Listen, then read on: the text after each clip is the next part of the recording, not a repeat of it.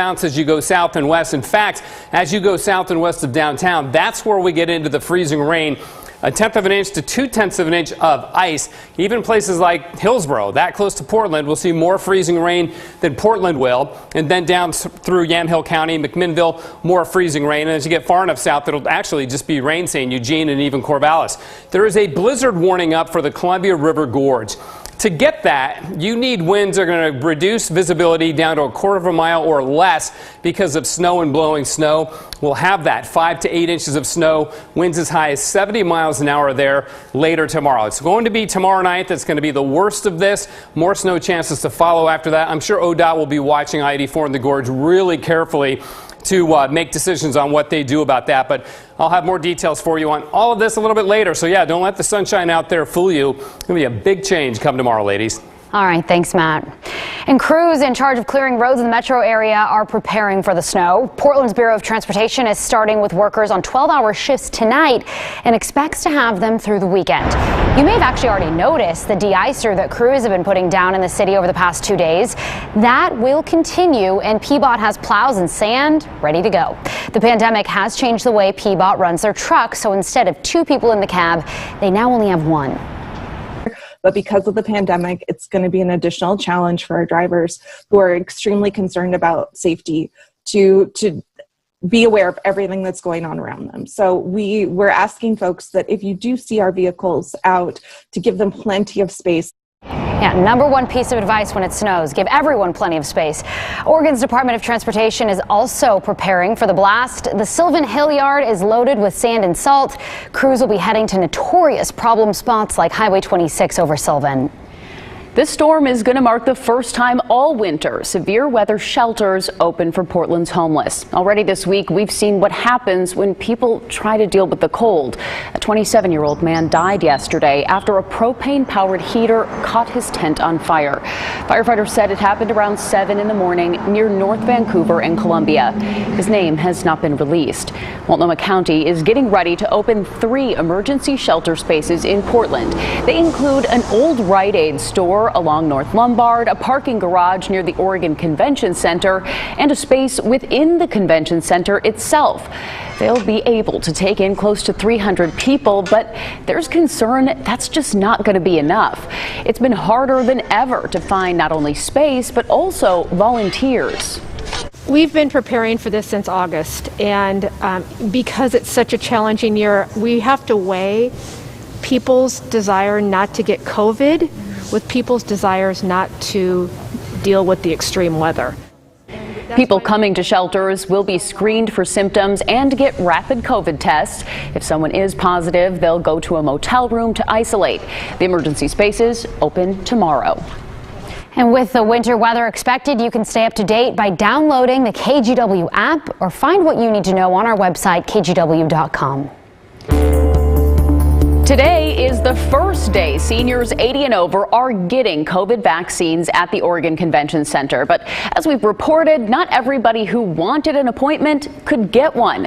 Governor Brown told KGW's Pat Doris the state is working on a better solution. And Pat, making appointments has been really such a challenge here. Does the state have any concrete plans to make it any easier?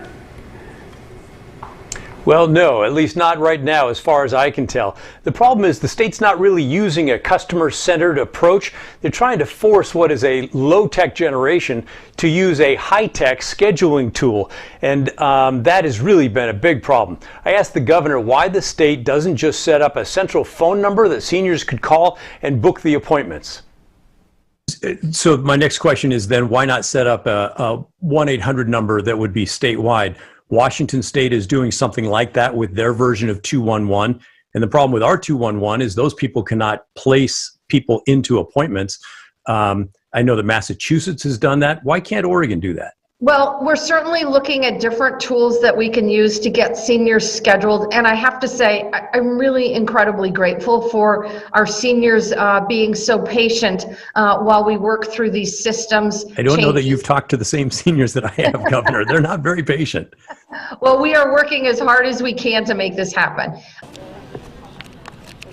Yep, lots of folks very aggravated about this. In the meantime, here's a bit of video of the first seniors who were getting their shots at a quiet convention center this morning. And yes, the folks who are running the big vaccination centers in the Portland area are aware of the weather that's coming in. They say they're working on a contingency plan. They've not shared it with us yet. We'll let you know as soon as they let us know. Back to you. All right, so your job is Thanks so much, Pat. your arm. And some seniors have tried to get vaccine appointments at local pharmacies, which are joining the vaccination efforts. But getting an appointment is still a mystery. Galen Etland follows up on what we know so far. Getting your COVID vaccine isn't easy. The distribution has been shaky at best. We're having issues of people being able to get appointments. NBC News medical correspondent Dr. John Torres hopes a new pharmacy program will change that eventually. Pharmacies in Oregon and Washington are still waiting for more info from the federal government, which said it's shipping 1 million doses this week to 6,500 pharmacies nationwide. Albertsons and Safeway are waiting to open online appointments until they receive vaccines. 115 locations around Oregon will get about 100 doses each.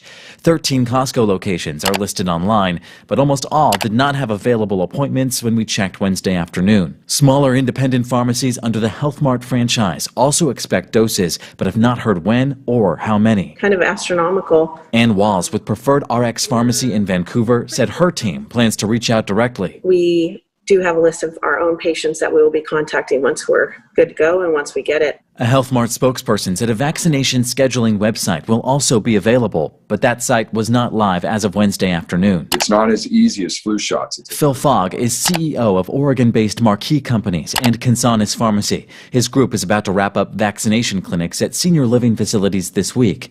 More than 80% of his staff and 90% of his long-term care residents got the vaccine. CDC data show nationally only 38% of senior living facility staff and 78% of residents are vaccinated. What would you say are some of the lessons learned for pharmacies that are now picking this up? You've got to really understand the population of people that you're serving. We decided to really focus on the people that just were nervous, gave them as much information as possible so that they could make informed decisions. He said the bigger problem for vaccinating the general public is vaccine scarcity. But Dr. Torres with NBC says things will turn around when doses get to pharmacies near where people live. Which will make it much easier for them to actually get it, and hopefully more people will get it and we'll get closer to that herd immunity. Galen Etland, KGW News. Governor Brown announced today the state will allow outdoor contact sports. Until now, sports like high school football have been prohibited under the state's COVID-19 guidelines. Devin Haskins has an update. It's been more than a year since a high school football game has been played in Oregon. And once football started up this week, players weren't sure what they were practicing for. It was definitely starting to weigh on a lot of us, kind of the fact that maybe we're not going to have a season. Maybe this is all just kind of practice. There's really nothing leading up to it. The fall season was pushed back until this month because of the pandemic.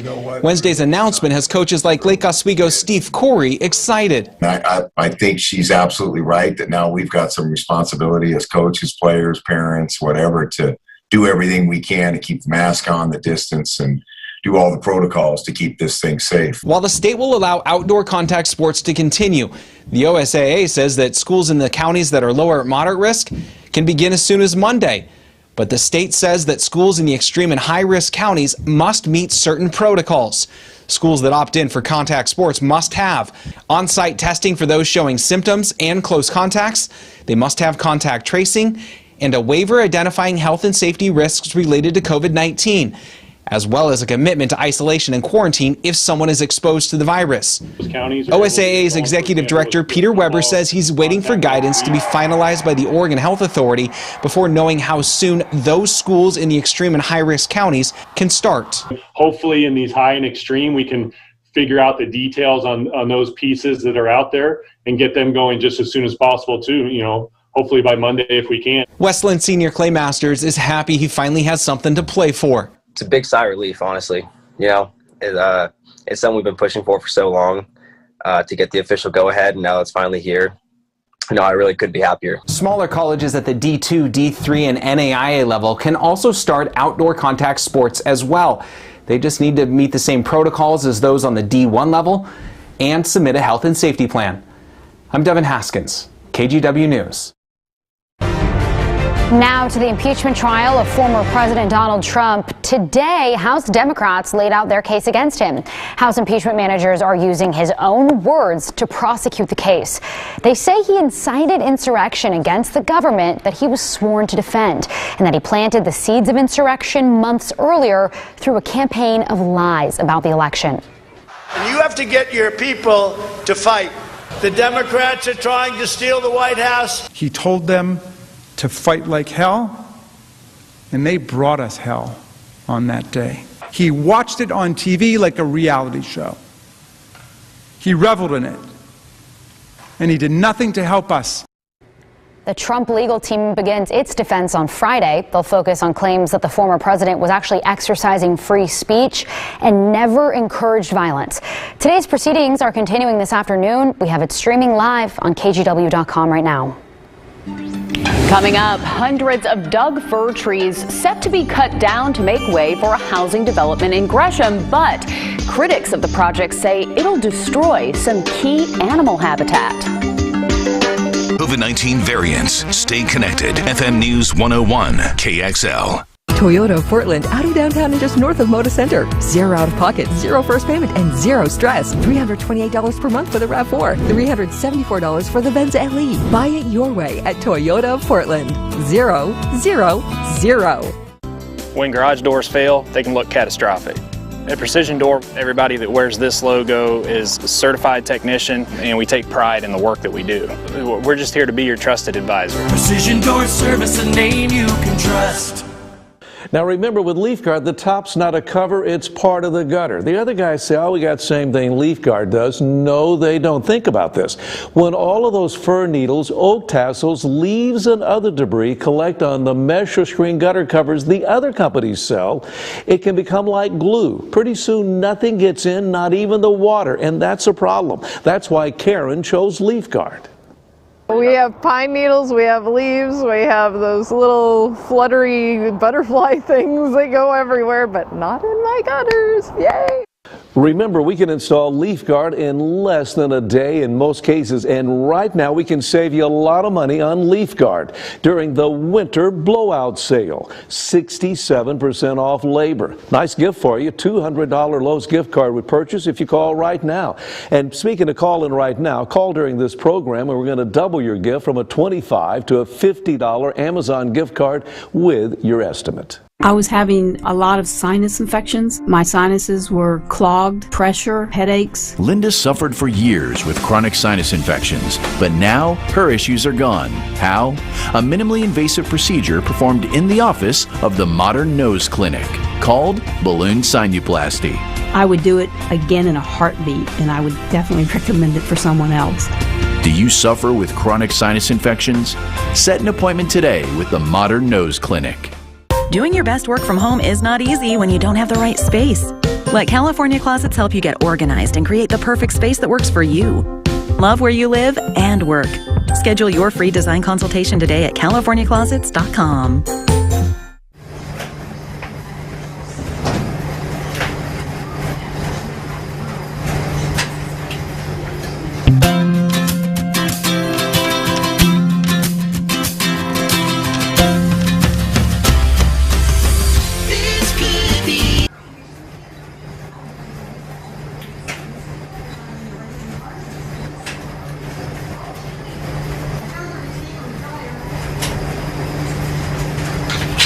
Buy it your way at Toyota of Portland. A new Toyota for 0 out of pocket, 0 first payment, and 0 stress. $238 per month for the Corolla. $239 per month for the Corolla Hybrid. Safe and comfortable indoor shopping for all your favorite Toyotas at Toyota of Portland.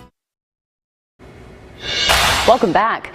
Calls for a more diverse teaching force have never been louder in Oregon, Washington, and really all across our country. Tonight, we'll explain why a 30-year-old program to recruit teachers of color has ended, at least according to alumni and the program's former director. Kristen Severance is here, and Kristen, we have one group saying this program is over, and then Portland State University officials saying it's not. So why is such a divide here? All right, Brittany, so more than 80 alumni of the Portland Teachers Program program wrote a letter really explaining all of this to the community, and we will get into this much deeper tonight at 6 o'clock. But basically, the program started in the 80s after calls from the community to get more black teachers in Portland school classrooms. Teachers would go to undergrad at Portland Community College and then get their master's degree at Portland State University. Portland or Beaverton School District would then hire the teachers. Nearly 300 teachers of color graduated as PTP educators. Many of them you've seen in our series Inside Woodlawn or on the Today Show. Now, in the spring of 2019, PSU was facing budget cuts and told all the existing PTP students they would have to pay half of their tuition. This was a shock. It was really expensive and it was not part of the deal. Now, that decision was later reversed, but this really caused a big rift between the alumni and the dean of the College of Education. Yeah, I can imagine. So what comes next? Did the program just continue on? Yeah, not exactly. So those students graduated without paying, but again, this caused big problems between the alumni and PSU. And I have to explain here, the alumni play a really big role in this program. They're mentors, they take on student teachers. Without them, there really is no PTP. And alumni say that PSU was not transparent during the budget process. The other partners didn't fight hard enough to keep the program going, and the longtime director, Deborah Cochran, resigned in protest. Now, the dean of PSU's College of Education, Marvin Lin, said that they were forced to cut things during a budget crisis. Enrollment is down, revenue is down. Dean Lin said that he was able to get the money back. They are moving things forward and they want to work with the alumni. Again, it's a complicated story and we have groups that are very passionate about this program and why it's so important. And we'll have much more on really where things stand at 6 o'clock on the story with Dan Haggerty. Morgan. All right. Thanks so much, Kristen. Looking forward to it. You bet. Save the trees. That's what many in Gresham are chanting these days after getting news that a potential housing development will wipe out more than 260 long-standing Douglas fir trees, along with some key animal habitat. It's habitat several groups are fighting to save. Keely Chalmers gives us a bird's eye view of the controversy. This is the area at the center of the controversy, roughly 8 acres along the 3500 block of West Powell Boulevard in Gresham, an area filled with old fir trees. Our drone Fly 8 gives us a look at just how many. We're talking hundreds. This is the Glockamora neighborhood. It's what drew first-time homebuyers Kaysen and Philip Wolcott to the neighborhood next door. So we bought the home because we liked the trees in the backyard. And now the couple and many of their neighbors are fighting to save those trees. I'm not happy. Bend-based SGS Development recently purchased the land and has plans to develop it into 30 residential lots. The plan calls for the cutting of more than 260 trees. I think that's insane. I also disagree with the number that they've given. I mean, there's way more trees back there than the 260 trees. The area also sits right next to Grand Butte Wetlands, which is a protected area, as well as Southwest Community Park, an undeveloped park that's also home to a lot of habitat. All sorts of little sparrows, chickadees, several bald eagles have flown over our house, lots of different types of hawks. It's definitely, its own little ecosystem. The city of Gresham has not yet approved the development, but has told neighbors it likely will.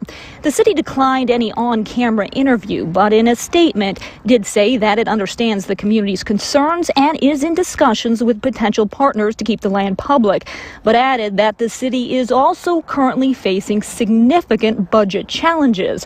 We also reached out to the folks at SGS Development who said they had no comment at this time. But neighbors and several organizations say they still have plenty of comments to make on this proposal.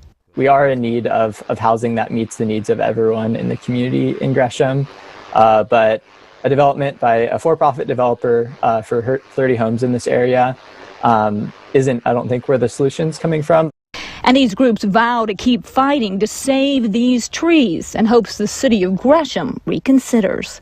A lot of people don't want to see this park change, but development happens, so we understand that. So we'd like to see as much of nature stay as nature. In Gresham, Keely Chalmers, KGW News.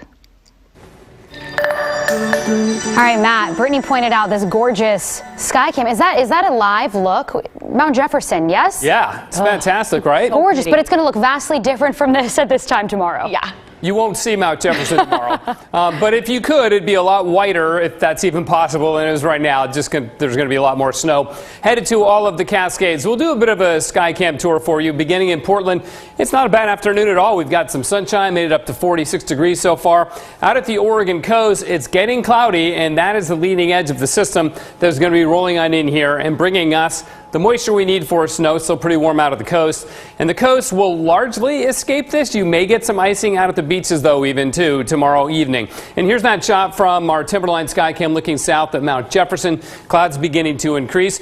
It's really not all that cold out there. 28 degrees up at 6,000 feet in the Mount Hood National Forest. So, again, it's not the worst that we've seen, but it is going to be single-digit cold over the weekend, so get ready for that. All right, here's the weather system that will bring in the moisture tonight. There's clouds coming in now. There could even be a little speck of rain or a flurry overnight tonight, but that is basically inconsequential. The main event will begin during the afternoon hours tomorrow as this whole thing really begins to ramp up. So for that reason, Portland is now under a winter storm warning. Remember, yesterday it was a watch. Now it's been converted to a warning because it's very likely that this is going to happen. Meanwhile, in the Gorge, check that out.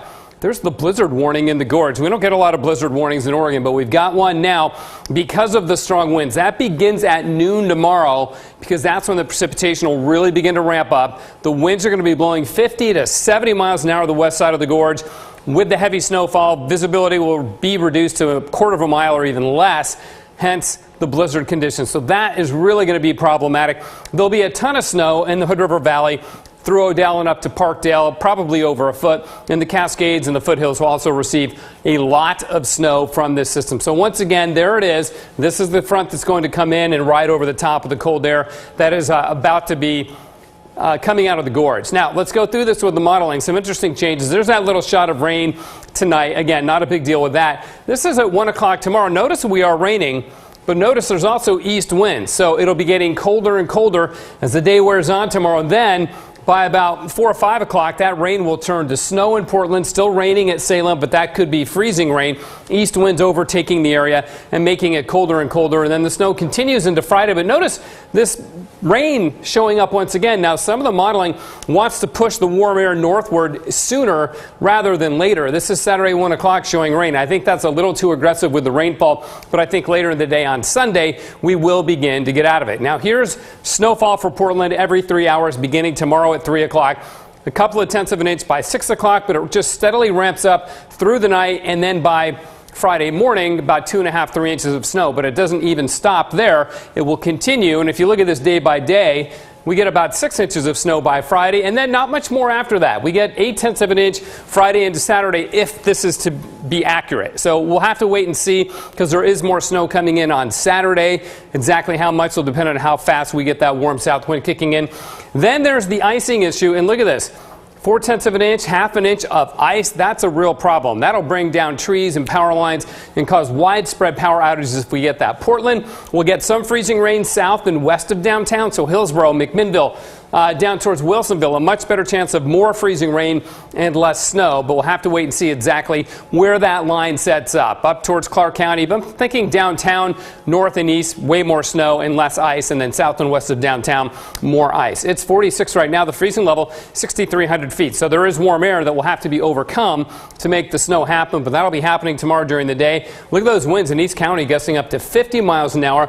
Yeah, that's right. The low tomorrow, 35, the high 36. Then we're in the 20s on Friday morning. I think on Valentine's Day, Sunday, we begin to mix out of it. Later Sunday should get above freezing and then stay there and warm up and melt the snow. But it's going to be a really interesting 24 to 48 hours, ladies. And driving through the Gorge is going to be a real problem. So avoid that if you can. Yeah, a lot of factors to keep in mind with this winter storm. All right, thanks so much, Matt.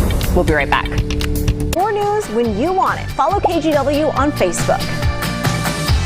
Ads getting too comfortable? Call the Killers, your local pest pros. Hey, Dan. I'm Shane. I don't know. I'm a pretty happy-go-lucky guy. I don't want to be like super depressed when I watch the news. That's one of the things I like about the story is that I never leave. I'm like, Dan Haggerty's got his finger on the pulse of the community, and he understands and he's going to give you a nice take on what we're going through. He's somebody that you feel like you could have dinner with. And it's fun, it's exciting, and you'll get a lot of good information in a short amount of time. Oregon Hot Tub invites you to save now and soak later. As Oregon's largest, we can offer you the best choices in swim spas, saunas, and hot spring hot tubs. Create your own in-home fitness center or backyard retreat. Start today at Oregon Hot Tub.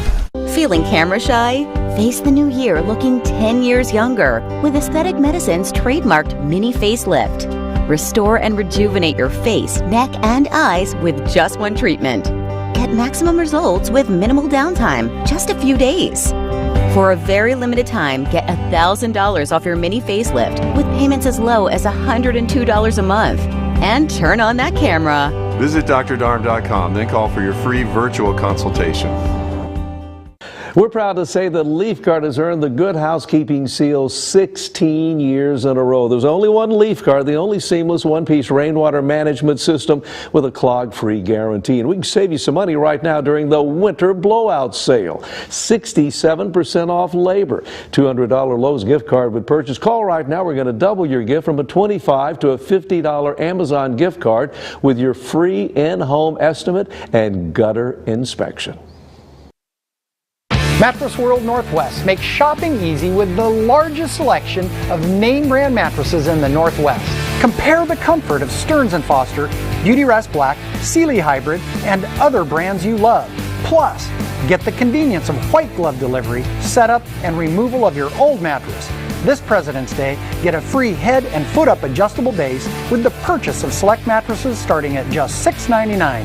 It's not too late to sleep like a baby at Mattress World Northwest. The soil around your home is a lot like a sponge. It expands when it's wet and contracts when it's dry. Over time, all that movement can damage your foundation. Your house starts sending warning signs like cracks, uneven floors, and sticking doors and windows. Terra Firma can stop the cycle. Our experts will find the source of the problem and provide permanent solutions to make your foundation safe and solid again. So if you suspect your foundation has issues, don't wait for things to get worse. Call Terra Firma today for a free evaluation. Whether you own a hot tub or a pool now or are looking to purchase, Oregon Hot Tub can help. From great prices on quality hot spring hot tubs, swim spas, and saunas to full service maintenance and a full line of cleaning products, we've got you covered. Visit OregonHotTub.com. You're watching KGW, which can also be seen on these translators. A Portland bioengineer and author is giving young girls of color some inspiration. And Brittany, it might lead to some of them pursuing a career in science. Yeah, the lack of role models has been a big problem, but now they have Arlene Simon. We're highlighting her work because tomorrow is the International Day of Women and Girls in Science. Since I became an inventor, I have just been on a mission, really, to change the perception of what inventors look like.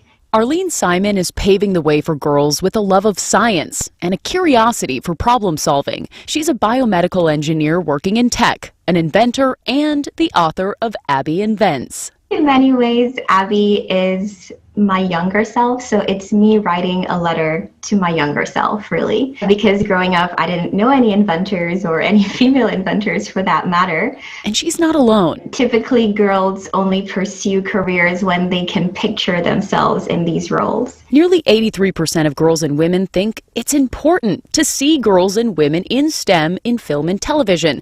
But only 37% of STEM character portrayals are female. And the statistics for women of color in science is very minimal. We definitely have a racial gap and a gender gap. As for inventors, studies show only 12% are women, and the number of female inventors of color is even lower.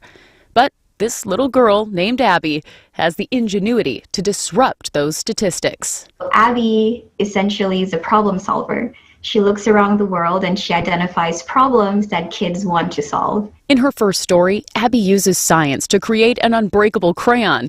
Through a few challenges and a lot of trial and error, Abby wins her very first patent. In every book, I make sure that she failed a lot because it's very important for me to normalize failure. And Arlene just released her second book this month. In every book, she gets a patent, so I get to demystify the patenting process for kids and, just show kids that if I can be an inventor if Abby can be an inventor, then they can be inventors too. She created Abby to be a role model, but Arlene herself is already filling that role in real life. She's an American Association for the Advancement of Science If-Then ambassador. We're an army of women, essentially, who are all innovators and engineers and scientists. Thursday is the International Day of Women and Girls in Science. To celebrate, she and her fellow ambassadors will play a game of tag on social media and share photos of female inventors, inspiring the next generation of inventors, scientists, doctors, and leaders in STEM. Women in STEM, we exist, we do great things, and that's going to inspire them and motivate them to want to continue along that path as well. Oh, Brittany, such an awesome story. Like you said, representation, you have to see it. So do you know who Arlene will showcase on social media tomorrow as her favorite female inventor? Oh, you know I do, Morgan. She chose Marion Croak, an amazing Black inventor who created the technology that we use every day. It allows us to communicate with audio and video over the internet. So amazing. It's called Voice over Internet Protocol. She's also the VP of engineering, by the way, at Google. Casual, right? Super amazing woman. Okay, so everyone watching this, myself included, where can we find Abby Invents? Arlene created her own website. Not if she wasn't, busy enough. It's called Timons, Timons, which is actually stands for child in Creole. It's a one-stop shop where you can find things to inspire young inventors, including picking up your copy of Abby Invents. We'll have a link at kgw.com. This is KGW News at 4:30. When something bad happens and it involves a police officer, people kind of expect to see it on video. That's because of body cameras. They've become part of the uniform, even in small police departments in the U.S., but not in Portland. Oregon's largest law enforcement agency doesn't have body cameras. So our investigative reporter, Kyle Aboshi, wanted to know why. Don't shoot! Don't shoot! Don't shoot! Don't shoot! Don't shoot! Don't shoot! For months in Portland, residents outraged by the killing of George Floyd rallied for racial justice. They wanted the police to be held accountable and demanded change.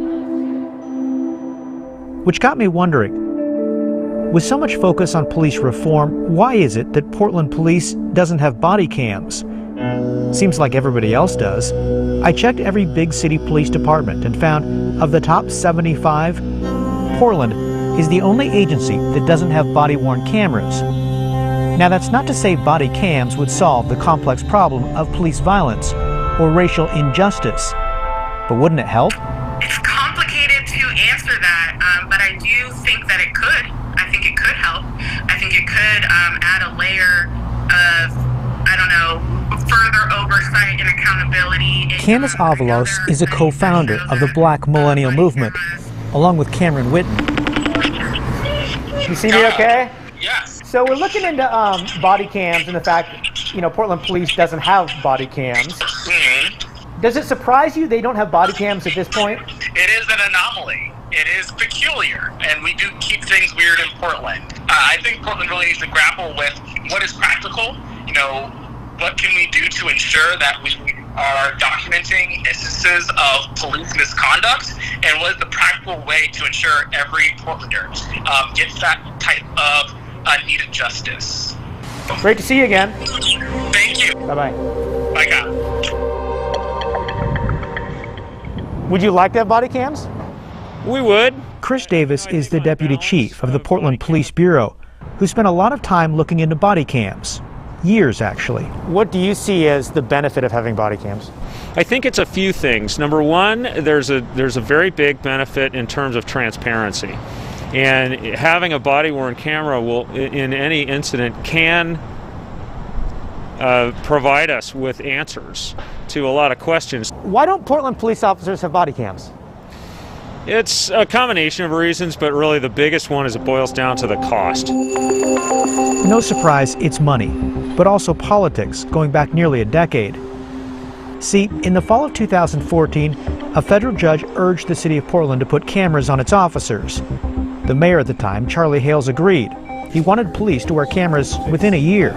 Should we cross the threshold and get this equipment? I believe so. The police bureau set aside money and held community hearings. By 2015, it seemed like things were moving along. The city council awarded $834,000 that would be used for body cams and put aside another $1.6 million to fund the project through the next fiscal year. Then a different mayor came along and things hit a snag.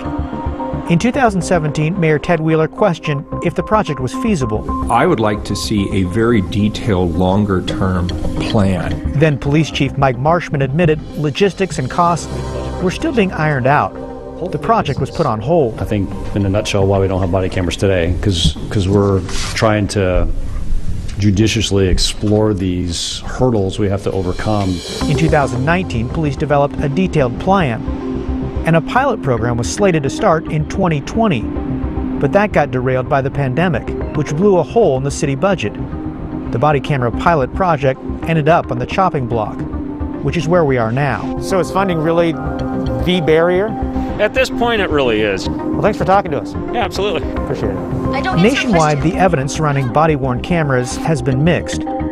It's not clear if they really alter police behavior or improve trust between police and the community. You are under arrest. But we have seen how these small cameras can provide an independent record of questionable or deadly encounters. In our day and age where people are asking for transparency and accountability, body-worn cameras is one step closer to providing the community what they're asking for. Brian Hunsaker is the president of the police union in Portland. Does the union support body cams? Absolutely.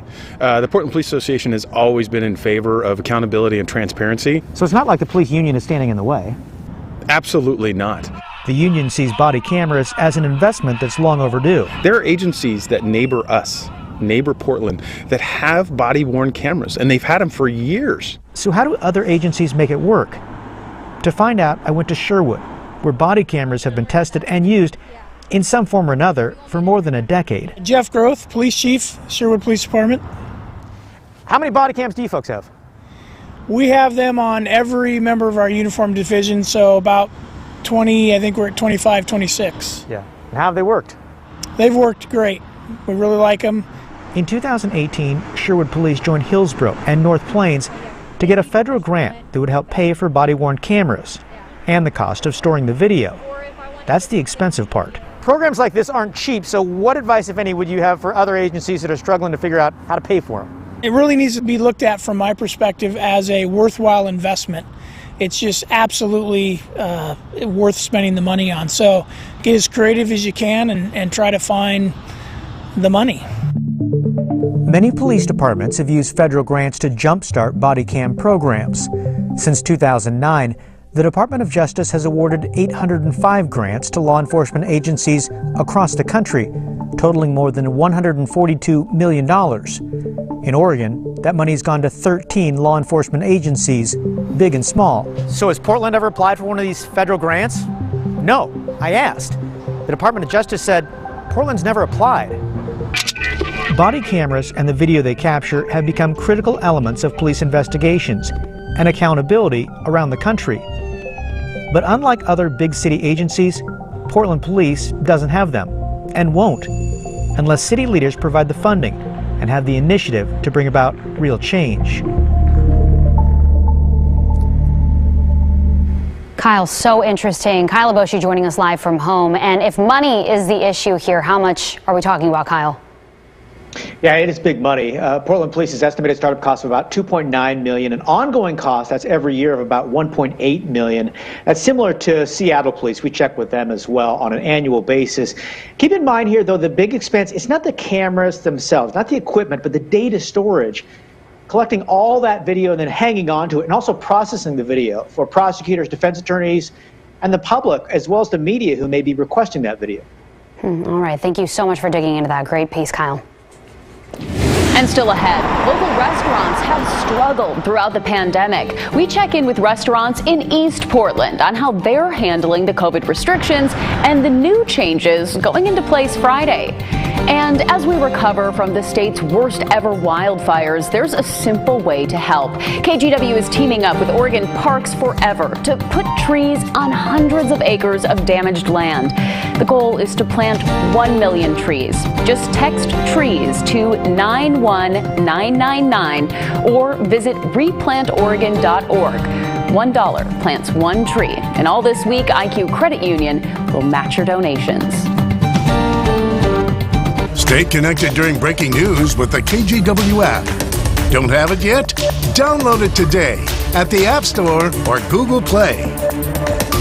Some stories simply require a deeper dive. So tonight, Kristen Severance will tell us what happened to a long-running program to recruit teachers of color in Oregon. What happened to a 30-year program to get educators of color into Oregon classrooms? We need to stand up for injustices and stand up when we see something that's not right. Portland State University says the program never stopped, but alumni say differently. We wanted to set the record straight from our voices. Kristen Severance tells us what really happened tonight at 6 on KGW. I was a healthcare CEO for over 20 years, and I've always admired the Kaiser Permanente coordinated care model. I got to see it firsthand when I had some chest pains checked out. Before I could do spring gardening with my wife, I needed to have heart surgery. The care and quality I received was better than anything I've seen. Thanks to Kaiser Permanente, I'm doing the things I love. I wouldn't trust my heart to anyone else. LeafGuard has earned the Good Housekeeping Seal 16 years in a row. LeafGuard is a complete rainwater management system. Take a look at our exclusive Big Mouth. With the extra large opening, it handles the heavy rain. Listen to Wallace. This is the one that's going to take the least.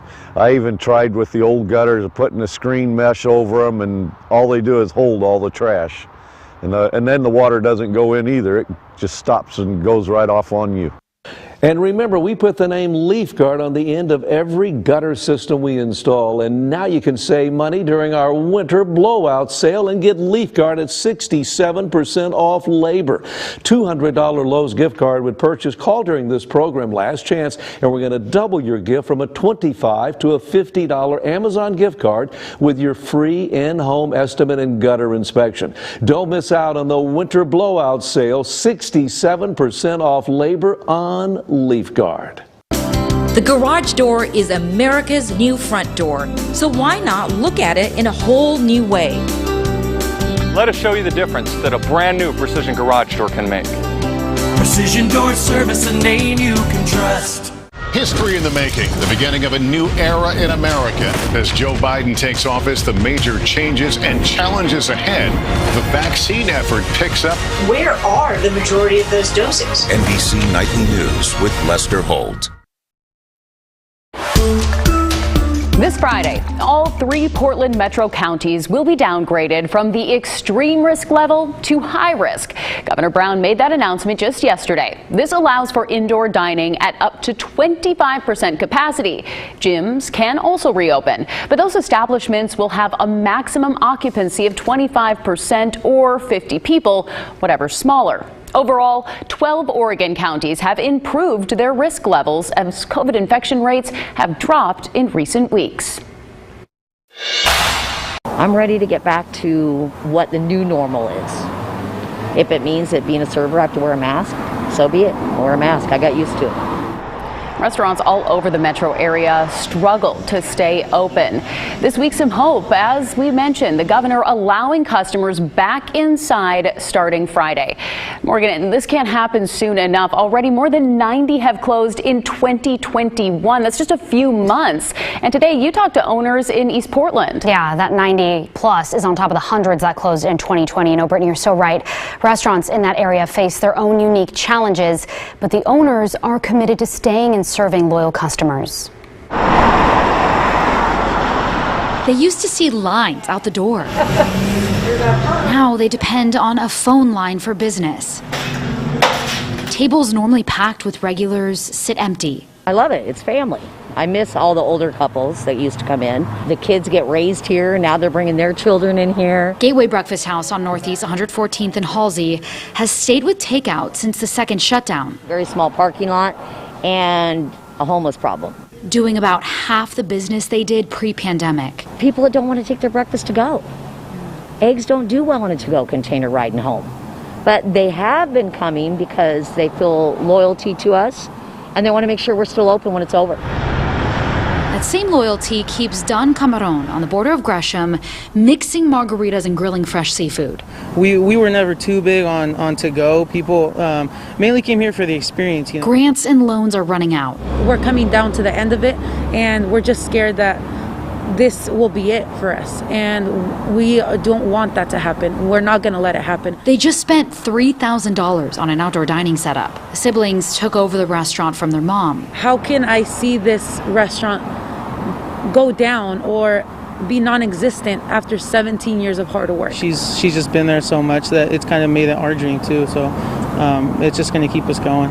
6 months before the pandemic, they expanded. The rent costs a lot in this space, and yeah, it's a lot of bills, and it's not a lot of revenue, so it's been tough. It's definitely dipped at least 80%. Like hundreds of other restaurants, Don Camarón and Gateway laid off staff twice. Just to have to, lay these people off that are supporting their families from us it's tough. The yo-yoing COVID-19 restrictions hit hard. We're trying actually a lot of strategizing. Also family-run, Fork and Spoon Food House in the Park Rose neighborhood also struggles to make ends meet with takeout. Sometimes it's really not much, but sometimes we're okay. Owner Erwina Barney says they got some help from city grants. To save money, I need to work a lot of hours, draining physically, mentally, emotionally, and financially. It is really hard. It's really tough. But with spoon in hand, Barney won't let her fire die. I'm not looking on what I am experiencing right now, but what's the future ahead. All three of the East Portland restaurants deal with other setbacks because of location. We've had a break-in. We've had people, kind of like parking RVs and stuff, and just doing stuff in the parking lot. But they'd still choose setting up shop here over downtown. It's more quiet, more of our people around are very supportive. They had all the riots down there. They went through a lot more than we went through. We were thankful that wasn't our neighborhood. All right, Morgan, so big question here. With those restrictions easing on Friday, do any of these places plan on opening indoors? Yeah, so that's a good question. Don Camarón will reopen inside at 25% capacity. They have a big space, so that's 25 people. And they'll have that outdoor tent I mentioned. Meanwhile, Fork and Spoon plans to open next week. And Gateway Breakfast House, the staple, Obama went there in case y'all didn't know. It'll open Friday with just 2 or 3 tables because it's really small. All this, of course, could depend on what kind of impact the snow has on that part of town. Yeah, we'll be right back. Another factor. All right, thanks, Morgan. Medical staffing can help your office find the perfect candidate at 503-618-TEMP. 1 million acres destroyed by wildfires last summer, right here in Oregon. You can help replant our trees. Text TREE to 91999. Every dollar you donate plants a tree. Please, give today. Toyota of Portland, out of downtown and just north of Moda Center. 0 out of pocket, 0 first payment, and 0 stress. $328 per month for the RAV4. $374 for the Venza LE. Buy it your way at Toyota of Portland. 0, 0, 0. Ask anyone who has been in an accident. What comes next can be just as bad as the accident itself. Getting yourself home, calling up your insurance company, negotiating a shop to take it to, making sure the shop uses factory parts, having a friend drive an appointment with the shop, having to make another finally dropping off your car, waiting to hear back from your insurance, taking your car back with your car they didn't fix, or you can just take it to Leif's. Call me, we'll pick you up, negotiate with the insurance company on your behalf, keep you informed, and drop it off when we're done, anywhere in the Northwest. My California classes experience has been wonderful. Addicting. Pretty phenomenal. Amazing. I almost want to say once in a lifetime, but we have more to plan. Great news. Now there's a treatment for erectile dysfunction that does not require surgery, injections, or even medication. Multnomah Medical Clinic uses the most advanced form of acoustic wave therapy, restoring normal function in the bedroom with no side effects or downtime. The reviews are in, so what are you waiting for? Stop treating the symptoms and start fixing the problem. Put a stop to your ED now. Call Multnomah Medical Clinic for your free assessment today or visit us at multnomahmedical.com. It's a new dawn. Another day, another chance to move ahead. Across the nation, America is moving forward. And as we focus on getting back on our feet, the Good Feet store will be there to help provide you with the pain relief, comfort, balance, and support you've come to expect from us. Just as we have for a quarter century, helping to improve the quality of people's lives, 2 feet at a time. With safety measures in place, we're ready to serve you at the Good Feet store. Buy it your way at Toyota of Portland. A new Toyota for 0 out of pocket, 0 first payment, and 0 stress. $238 per month for the Corolla. $239 per month for the Corolla Hybrid. Safe and comfortable indoor shopping for all your favorite Toyotas at Toyota of Portland. Just a gorgeous day in some places today. We're seeing some really scenic views right behind us, but Matt, things are going to change pretty soon here. Yeah, it's hard to believe sometimes, but then you have to remind yourself, yeah, weather changes, right? There's the understatement of the week for you. And it will be changing dramatically as we go into the next 24 hours. By this time tomorrow, maybe snowing, or at least beginning to see the rain turn to snow. Up at Timberline right now, 27, but the real thing that I've been watching over the last couple days are these dew point temperatures. It's down in the teens now up on the mountain. That's very dry air, and up in Washington, those dew point temperatures are in the single digits. It was there last night. I showed that to you, and that cold, dry Arctic air is moving our way. So all kinds of watches and warnings. Winter weather advisory at the coast because there's a higher chance now of getting some freezing rain at the beaches. Notice how there's no advisory south of Salem here because you'll likely stay all rain there. But Portland under a winter storm warning, and we've got that blizzard warning out in the gorge where the snow will be heavy, the winds will be fierce. That combination is going to reduce visibility down to and below a quarter of a mile, which leads to blizzard conditions. So it's going to be really rough out in the gorge. In fact, I won't be surprised if they have to take some action and even close I-84 for a time during this first storm, the next two storms coming in over the weekend. Here's our cold front that's coming on in. We'll get a little batch of moisture tonight, maybe a little bit of rain or snow, but that is inconsequential. Then it's really going to ramp up as we go into tomorrow afternoon, tomorrow night, and Friday. And late Thursday night and Friday is where it's going to be the worst. Now, here's our updated modeling. This is our high-resolution model. This is 11 o'clock tomorrow morning, showing rain or rain-snow mix all the way up into Clark County. So not too bad at that time. But then as we go through the day, the green starts to disappear. That's the rain. The pink is a rain-snow mix or ice, and then the blue and the white is snow. And we increasingly see the blue and the white overtaking the area. Certainly by later tomorrow night, it will be snowing in Portland and snowing quite heavily at times. And that'll continue right on into Friday. See, this is just afternoon on Friday. We're still snow here. We go deeper into Friday, still snow. Starting to see rain coming to the coast with the next system. That one has a lot of moisture to work with too.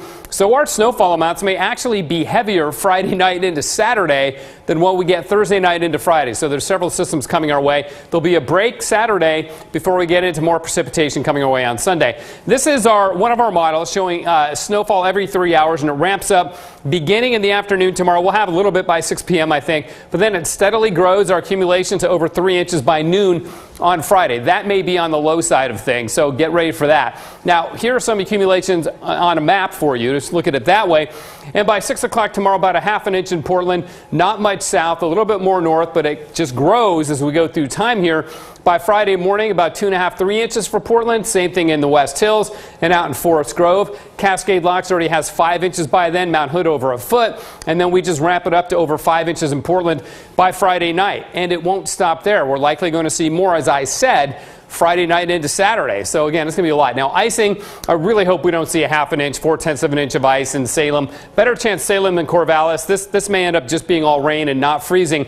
But ice storm, freezing rain is going to be a significant story with this event because it just takes down trees and power lines. So plan now. If you live in the Mid-Valley and out in the Coast Range, plan now for the potential of your power going out and staying out until the crews can get those lines restored. All right, it is 46 right now in Portland. Our dew point's in the 20s too, so dry, but not as dry as it's going to be. Clouding up tonight, rain, snow, and ice tomorrow as it transitions into the colder air, staying below freezing. Friday, Saturday, finally getting above freezing. Later Sunday and into Monday when we get out of this. But yeah, we've got a couple of different waves coming our way. The first one tomorrow afternoon, tomorrow night, and into Friday morning, ladies.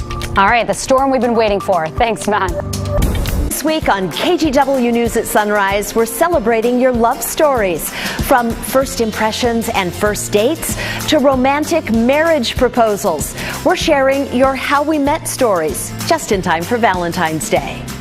Mattress World Northwest makes shopping easy with the largest selection of name brand mattresses in the Northwest. This President's Day, get a free head and foot up adjustable base with the purchase of select mattresses starting at just $6.99.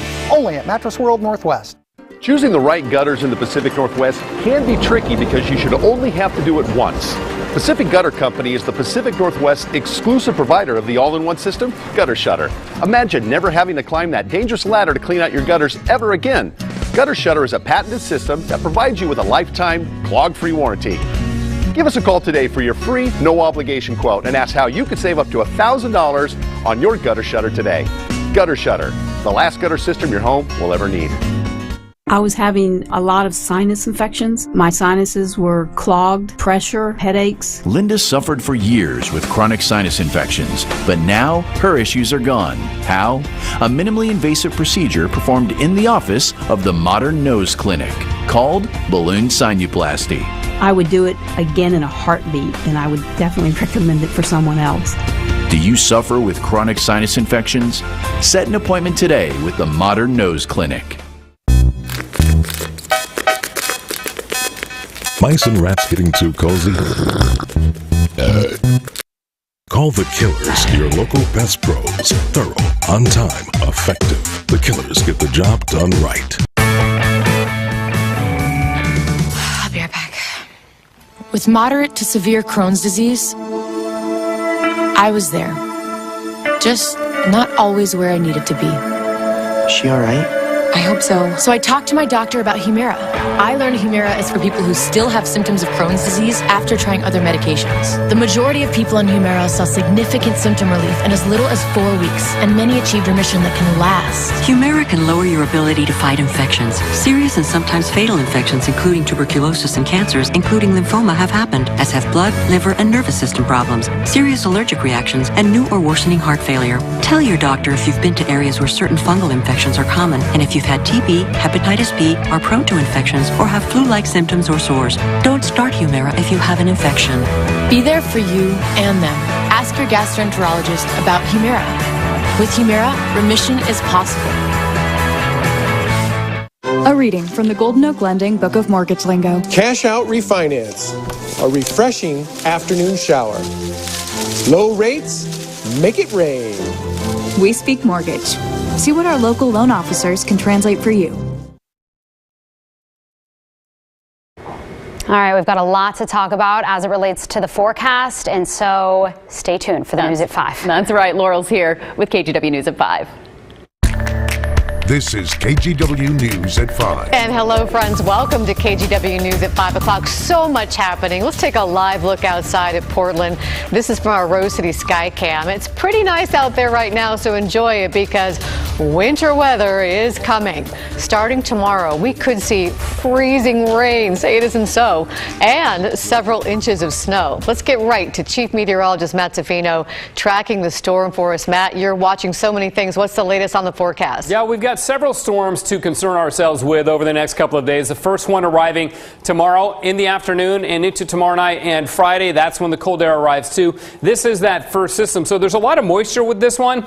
When it hits this cold, dry Arctic air that's pooling now in the Columbia Basin of eastern Washington and will be just punching through the gorge tomorrow, that's when we get into a mess of winter weather. There are going to be several types of precipitation and a lot of variation within the amounts of precipitation as well. I'm going to show you the dew point temperatures because it's a really good indication as to what kind of air we're dealing with. And what the dew point is a measure. It's like humidity. It's a measure of how much moisture is in the air. The lower the number, the drier the air. The higher the number, the more humid the air is. We've got dew points in the single digits and even below zero up in Washington. So that's the cold, dry Arctic air that will meet the moist, warmish Pacific air coming in from the ocean. So the headlines really haven't changed a whole lot. I still think for the Portland area, 2 to 6 inches of snow, more from downtown north and east, less snow, more ice south and west of downtown roughly. It just depends. That line will waver and shift depending on exactly how aggressive the cold air is and where the moisture lines up. But south and west of town again, up to 0.2 of an inch of freezing rain or sleet and maybe even more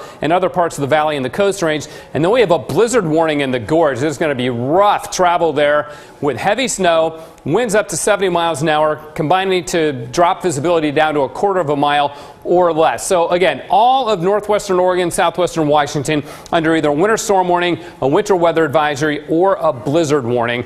I'll break this down a little more as we a little bit later on, Laurel. But yeah, we got the first one coming in tomorrow night, then another one Friday night, and more after that. Back to you. I'm having flashbacks about the last time that we had ice. That can be a real mess. Yeah, I mean, it just works on the power lines and the trees, creates some big problems, and hopefully it'll be more snow here than ice. Let's hope so. We'll talk to you in a few minutes. Thank you, Matt. Road crews throughout the metro area are geared up for all this to clear the way for drivers. Many are starting some pretty long shifts now that could last through the weekend. Tim Gordon reports. Well, a lot of us will do everything we can to avoid traffic trouble like this. Road crews will be out clearing the way for those who do need to drive. Both ODOT. Well, our crews have been all ready for days, getting all the equipment ready, getting the plow blades on the trucks, getting the de-icer trucks ready to go. And the Portland Bureau of Transportation say they're ready. Today we go into our 12-hour emergency response shifts. Tonight we'll begin those shifts, and tonight we plan to really aggressively apply anti-icer around the city in advance of that potential snowfall. PBOT's been out for the past couple days putting down anti-icer. You can see the telltale lines on streets like West Burnside. And they've been getting the plow and sand trucks ready too. PBOT usually has 2 people in each truck for a second set of eyes.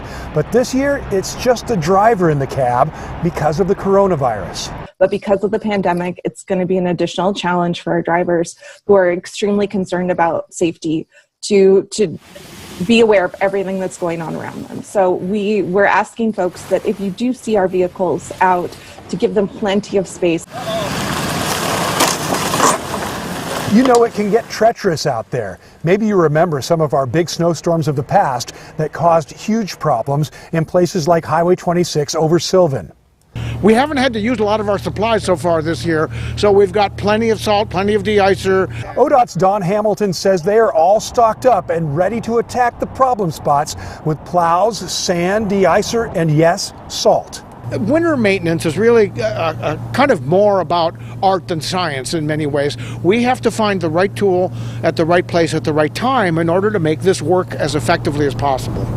From the metro area to the gorge, up into southwest Washington, where WashDOT is preparing, this could get nasty. If it does, the best advice, stock up for a few days and hunker down.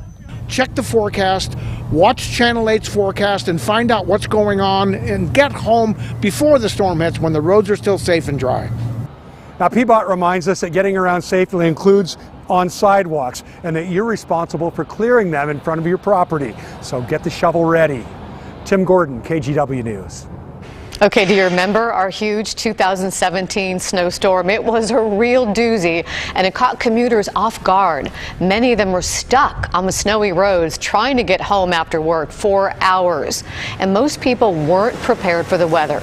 Thinking ahead can keep you safe and warm and make life a little easier. If you're leaving the house tomorrow, dress like you're going to be stranded, just in case you do end up stuck on the roads.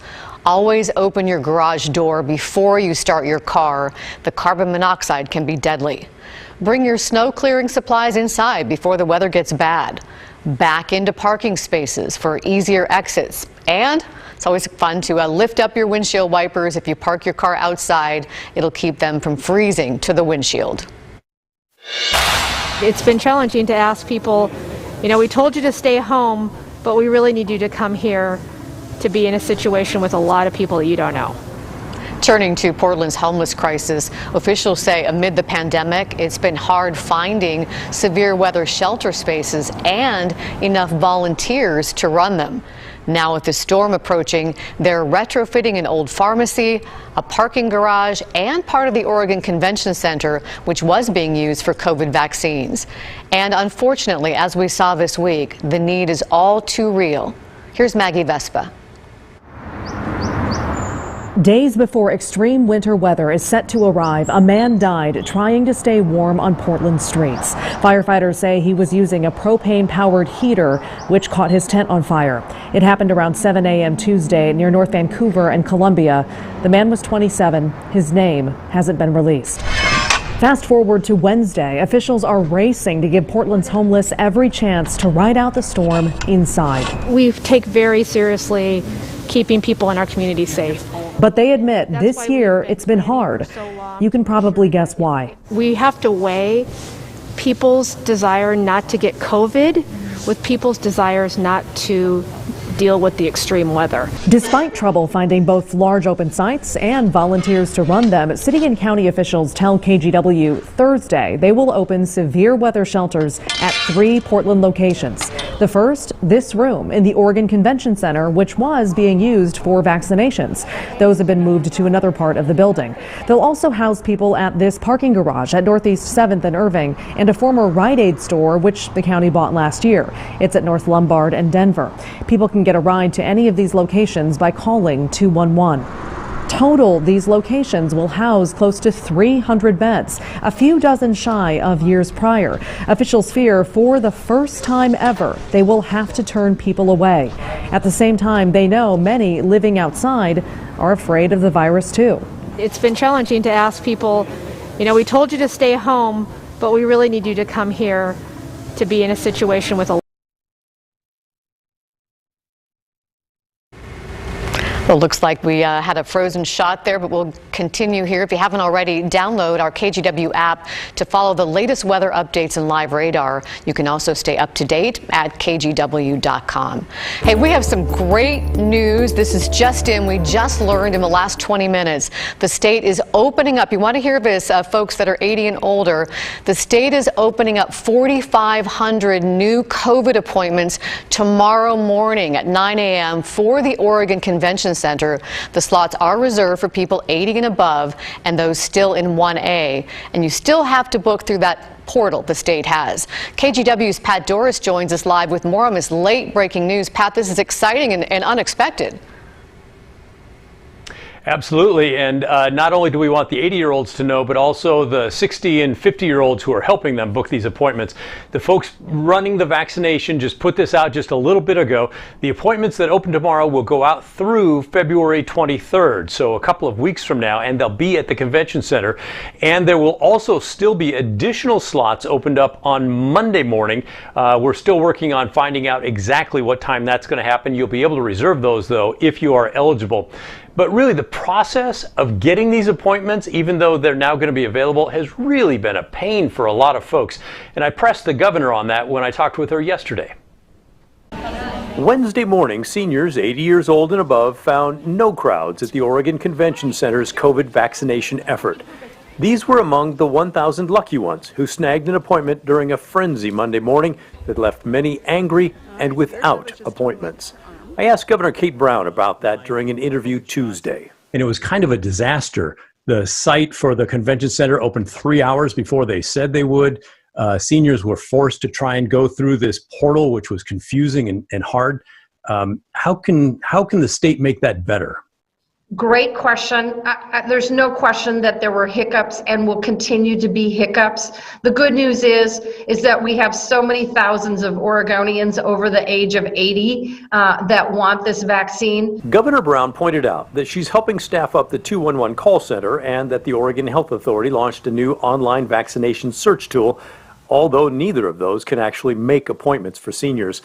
She also said roughly 20% of those 80 and above already got a shot in Oregon because they live in long-term care or skilled nursing settings. And the governor noted that in at least some rural counties, seniors can simply call their doctor. But she had no answer on how the state can make it easier for seniors in the Portland area to actually make appointments for COVID shots. This is a most wanted product in the last 50 years. And that's really good news. The problem is we simply just do not have enough vaccines to go around. So we're working to smooth out the hiccups and the bumps. We're working to reduce the traffic jams. The good news is that everyone who wants a vaccine over the age of 80 will get one. But I wanted to keep coming back to how they book the appointment to get the shot. One solution seems obvious. So my next question is then why not set up a 1-800 number that would be statewide?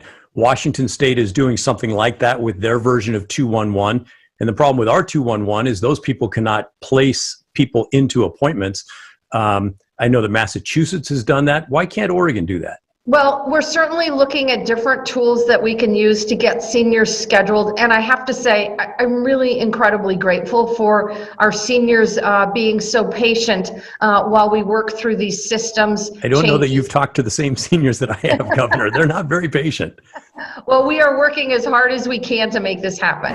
The governor also noted that the federal government is sending more doses of the COVID vaccine to Oregon each week, and some of that will go to neighborhood pharmacies. That may take some of the pressure off seniors from having to use that government portal, but it hasn't happened yet. In Northeast Portland, Pat Doris, KGW News.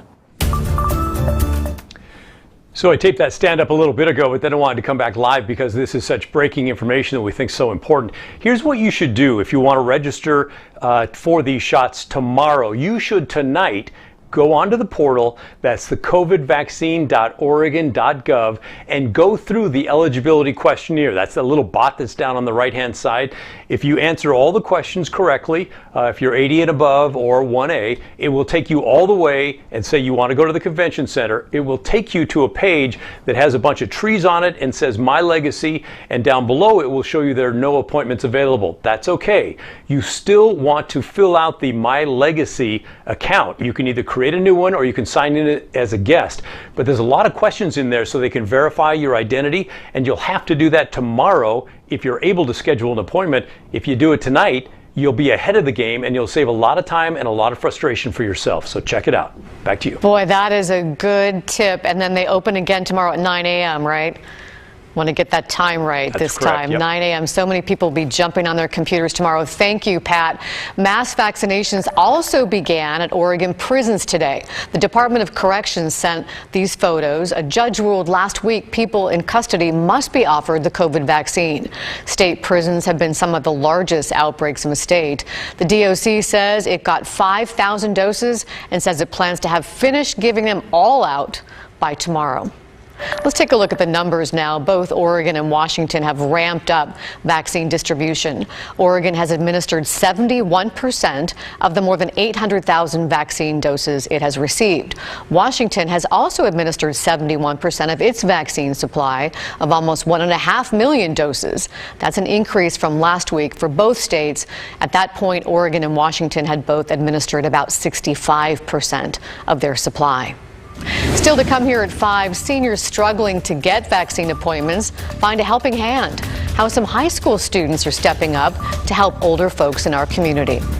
And just ahead, a big update on when high school sports can start back up in Oregon. 3 nights online right now and get the 3rd night free. The Salt Line Hotel. What happened to a 30-year program to get educators of color into Oregon classrooms? Portland State University says the program never stopped, but alumni say differently. We wanted to set the record straight. Kristen Severance tells us what really happened tonight at 6. Mice and rats getting too cozy? Call the Killers today, your local pest pros, and schedule a free in-home pest inspection. The Killers get the job done right. Let's go adventure in the deep blue sea. Home is with you wherever that may be. Home is with you wherever that may be.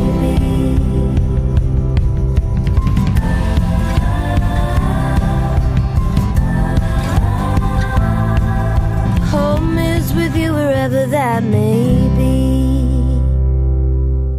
At Lazy Boy Furniture Galleries, your experience is hassle-free, unlike this. It's the President's Day sale. This weekend, save 25% store-wide and get 36 months special financing. Lazy Boy Furniture Galleries. Live life comfortably. What a great place to work and play. Spirit Mountain Casino. We offer the area's most generous benefits package along with an opportunity for growth. Food and beverage areas are looking for you. Go to spiritmountain.com and join our team today. Great news. Now there's a treatment for erectile dysfunction that does not require surgery, injections, or even medication. Multnomah Medical Clinic uses the most advanced form of acoustic wave therapy, restoring normal function in the bedroom with no side effects or downtime. The reviews are in, so what are you waiting for? Stop treating the symptoms and start fixing the problem. Put a stop to your ED now. Call Multnomah Medical Clinic for your free assessment today or visit us at multnomahmedical.com. Isn't it time you enjoy a look you'll love in your home? At Creative Interiors and Design, we have a large selection of beautiful home furnishings to capture your personal style. Come in today and let us help you create a look you'll love. History in the making, the beginning of a new era in America. As Joe Biden takes office, the major changes and challenges ahead. The vaccine effort picks up. Where are the majority of those doses? NBC Nightly News with Lester Holt. We have a lot of important information for you today. Governor Brown announced today that high school football games can be played once again. The state says it will update its guidance on outdoor contact sports to allow football at the high school and college levels to be played. Those in the extreme and higher risk counties must meet certain protocols if they opt in, including COVID testing and contact tracing. Schools also must have some in-person learning. The OSAA hopes all schools can start by Monday. Football players are happy they have something to practice for. It's a big sigh of relief, honestly. You know, it's something we've been pushing for so long to get the official go-ahead, and now it's finally here. No, I really couldn't be happier because this is what we've wanted all along. Colleges below the D1 level can also start contact sports. Schools need to implement the same protocols as D1 schools, and they have to submit a health and safety plan. Details on the guidance by the Oregon Health Authority is still being finalized. All right, let's go back to weather. I mean, maybe by Monday they'll be able to play outside, but if they're playing Friday, they could be playing in the snow. Matt, give us the breakdown on what we can expect. Oh, football players are tough. And playing football in the snow is so fun. Yeah, so that's great news for those folks. All right, let's take you outside right now. We will start you out of the Oregon coast. This is Astoria. Clouds beginning to roll on in, still relatively mild out there at 42 degrees. We'll go up to the Cascades. Clouds are rolling in there on the top of Mount Hood, and oftentimes we get these clouds on the top of the hill like that. It's an indication that the winds aloft are increasing. And when do the winds aloft increase? Usually ahead of a storm, and that is indeed the case right now. And it is dry air up there. It's not that cold, 27, but that dew point at 17. Very dry air, and we're going to see the dew point temperatures get even lower. That is a hallmark of Arctic air, which is headed our way. It's 45 in Portland, but look, it's only 30 in Pendleton. And as we go farther north, in the 20s at Spokane and Pullman, and again, an indication of the cold air to come. So for that reason, at least that's part of the reason, we have a winter storm warning up for the Portland area, the Coast Range, southwest Washington, and areas east of the crest of the Cascades. And if we zoom in on the gorge, that is a blizzard warning. It's going to be really rough in the gorge. Those strong east winds, heavy snowfall, visibility a quarter of a mile or less. It's going to make travel difficult, to say the least. So if you have to drive through the gorge tomorrow, go early, because it's going to get bad in the afternoon, and then tomorrow night and Friday it's going to be really bad. So just plan on that. Get through the gorge tomorrow morning if you have to do that. And in fact, that kind of goes for driving in general throughout our area.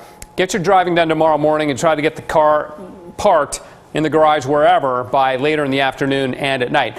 So here's the situation. We actually get a little bit of rain tonight, but just rain, maybe a snow flurry, not a big deal with a weak warm front. But this system is fairly potent, and there's another one behind it that has even more moisture. That one right there, that comes in Friday night. There's actually three systems here. Thursday night and into Friday, Friday night and into Saturday, and then again later Sunday and into Monday. That one looks like it'll go far enough north that it'll induce a south wind, and we'll begin to warm up and get out of this valley snow situation, but we're just getting into it tomorrow. This is 11 a.m., a rain-snow mix over the area. Not too bad at that point, but it's already snowing in the gorge at that time. Then as we go through the day, the snow just takes over. You see the blues here. So again, that's because the cold air will be getting deeper and deeper. The moisture still riding over the top of that, and it continues into Friday, and it continues into Friday night. Be a little bit of a let up on Saturday.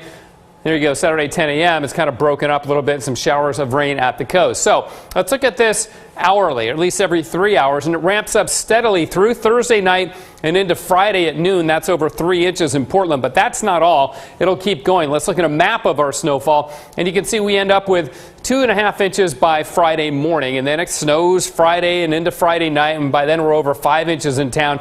And keep in mind, these are forecasts, and our modeling has a especially hard time with snow forecasting. So they could go up, they could go down, but some places may see quite a bit more. And this is only from the first wave. There'll be more coming Friday night into Saturday, which means our amounts may actually double. We may be looking at a total snowfall through the weekend of, 10 inches or so in parts of the valley. Now, icing. That's going to be a problem in the mid-valley here. Hopefully Corvallis will just be too warm and just rainy, but 0.4 of an inch of ice in Salem would be a huge problem. That'll take down trees and power lines. The mid-valley out to the Coast Range could see significant icing. I think Portland will escape that, but as you go south and west of town, the chance of freezing rain and sleet becomes higher. We have a freezing level of 5,100 feet right now, but that will be dropping throughout the day tomorrow, as will our temperatures. They'll be going down quite rapidly. Highs and lows both in the 30s tomorrow. Starts as rain, turns to snow late afternoon. Then we stay snowy Friday and Saturday. Should begin to get out of it on Valentine's Day. We'll be back. Toyota of Portland, out of downtown and just north of Moda Center. 0 out of pocket, 0 first payment, and 0 stress. $328 per month for the RAV4. $374 for the Venza LE. Buy it your way at Toyota of Portland. 0, 0, 0. Why are so many people turning to Super Beets Crystals? Because Super Beets Crystals give you the energy and blood pressure support you want from real beets without the beet taste. Hi, I'm Jennifer Jolly. Covering the news all these years, I've seen a lot of health fads come and go, but Super Beets is not a fad. Being a mother and a reporter, I need all the energy I can get. And at my age, I want to do all I can to support my heart health and stay active for years to come. That's why I take Super Beets every day. Inspired by the Nobel Prize-winning discovery of nitric oxide as a blood vessel signaling molecule, Super Beets Black Cherry flavored crystals unlock the nitric oxide boosting power of beet nutrients to help widen your blood vessels, supporting healthy blood flow. That's why over 120 professional and college sports teams use our beet crystals, because Super Beets not only supports healthy blood pressure, it also promotes energy and stamina for peak performance. I'm Hunter Kemper. I'm a 4-time Olympian in the sport of triathlon. Super Beets, it helped me win big races late into my 30s. It's increasing your circulation, and that's why this product is so amazing. Call now and find out how to get a free 30-day supply of Super Beets plus a free travel pack of our delicious Super Beets Chews with added grapeseed extract for powerful antioxidant support. You'll also receive a free kit of nitric oxide indicator strips to measure your results. Since I started using Super Beets, my level is consistently in the optimal range. I feel more energized. I also feel really great knowing that I'm doing something healthy to support my blood pressure. Act now, and we'll even include free shipping and free returns. That's over $30 in free gifts, all backed by our 90-day money-back guarantee. So do something good for your heart health and give Super Beets a try and see what it can do for you. Call 1-800-296-5726 or go to tastesuperbeets.com. So call 1-800-296-5726 or visit tastesuperbeets.com. Buy it your way at Toyota of Portland. A new Toyota for 0 out of pocket, 0 first payment, and 0 stress. $238 per month for the Corolla. $239 per month for the Corolla Hybrid. Safe and comfortable indoor shopping for all your favorite Toyotas at Toyota of Portland. Welcome back to KGW News at 5 o'clock. Seniors struggling to register for the COVID vaccine are getting some much needed assistance from high school students in Beaverton. Joe Ranieri meets a couple without a computer and the team's ready to help. Richard Salerno and his wife Rosemary are worried sick about each other. I look at her and I say it's a death sentence for us if it doesn't happen. And that's how I feel. They're both over 80 years old, so they're eligible for the vaccine shot, but they have gotten nowhere. We can't get it. My wife and I have made, 15 calls? Oh, more than that. Every morning at 6 o'clock we start out with hope. It's this kind of frustration that Richard and Rosemary have been running into every day. It's really pressing on us, not being able to get through to anywhere to get a vaccine shot. But there are people like Lila Peru and Macy Deckert. I started on Nextdoor, and then people, senior citizens in the area, contacted us on there, but as well as their family members. 2 juniors at Beaverton High School who have been trying to make sure seniors are able to navigate the system. We realized that after healthcare providers and teachers, the senior citizens in our neighborhood are going to really struggle because it's just confusing and not super user friendly. For the last couple of weeks, these teenagers have been working with their neighbors who might be just like the Salernos, trying to figure out everything on their own. Sometimes we can go inside totally masked and they're fine with it, but sometimes we have to do it over the phone or on Zoom. So far, they have only helped a handful of seniors, but are hoping they'll be able to reach out to more. Some of them know like how to do it once we give them the link, and they're totally fine. And then some don't know their options, like they don't know that they can drive through and get it. I talked to them about the frustration that seniors like Richard and Rosemary have been facing. I'm so worried about her. Well, I'm worried about him, and also you get to a point where you just have to tell yourself you might have to live with death, which is awful. And they plan on reaching out to them and others to make sure they can get that shot. We're living on the edge right now. So people like the Salernos can get back to a normal life. Joe Ranieri, KGW News. Leif's Auto Collision Centers, the finest in collision repair. Hey Dan, I'm Kat. I am very analytical about the world. Most local news is all about fear, which I don't need. I don't need that in my life.